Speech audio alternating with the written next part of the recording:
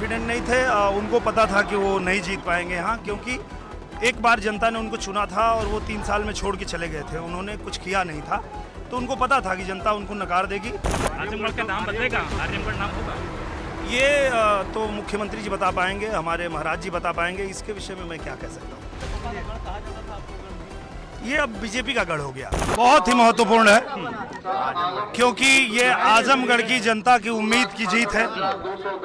हमारे आजमगढ़ की जनता ने जो उम्मीद दिखाया है, जो विश्वास दिखाया है, उस विश्वास पे हमारी भारतीय जनता पार्टी पूरी तरह खरी उतरेगी।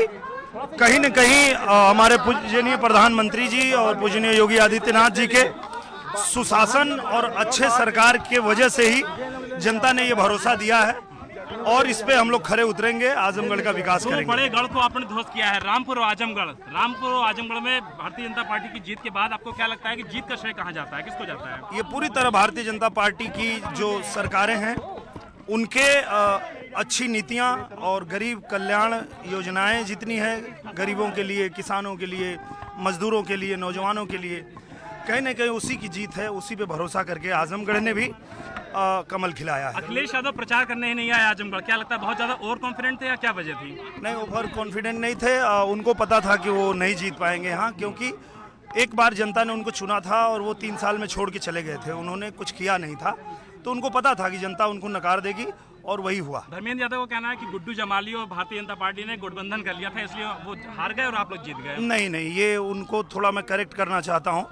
जब 2019 में लड़े थे तो उन दोनों का गठबंधन था, इसलिए, नहीं तो उसी बार वो लोग हार गए होते। तो इस बार जब अलग अलग लड़े, बसपा अलग लड़ी, सपा अलग लड़ी, बीजेपी अलग लड़ी, तो जनता का समर्थन जो है भारी पड़ा भारतीय जनता पार्टी के साथ, और कमल खिला है। आजमगढ़ के लिए क्या प्रायोरिटीज हैं आपकी, क्योंकि आजमगढ़ को आर्यमगढ़ भी बनाने की तैयारी हो रही है? आजमगढ़ के लिए सबसे पहली जो तैयारी है वो ये है कि आजमगढ़ का जो रुका हुआ विकास है वो तुरंत स्पीड पकड़े। इसको जो है पूजनीय प्रधानमंत्री जी, पूजनीय हमारे महाराज जी के हाथों में सौंपेंगे, और उनसे विशेष आग्रह करेंगे कि हमारे पास समय कम है, 1.5 साल ही है हमारे पास, तो आप जो है विशेष कृपा करिए आजमगढ़ पे, और आजमगढ़ पे जितनी योजनाएं यहाँ की रुकी हुई है वो सारी हम लोग लेकर आएंगे और आजमगढ़ का विकास कराएंगे। आजमगढ़ का नाम बदलेगा, आर्यमगढ़ नाम होगा?